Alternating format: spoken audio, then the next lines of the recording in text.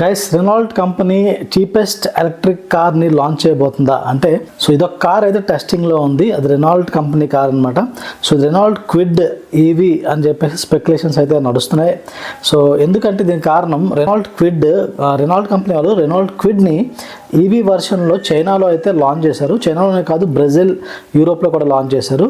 But చైనాలో Renault quid city KZ అనే model launch చేశారు. ఇది చూస్తే అపిరెన్స్ ఆల్మోస్ట్ మన రెనాల్ట్ క్విడ్ లాగే ఉంటుంది, ఆల్మోస్ట్ సిమిలర్గా ఉంటుంది. సో దీని ఈవీ వర్షన్ అయితే వాళ్ళు లాంచ్ చేశారు. అప్రాక్సిమేట్ ప్రైజింగ్ వచ్చేసి 7 lakhs దగ్గర పెట్టారు.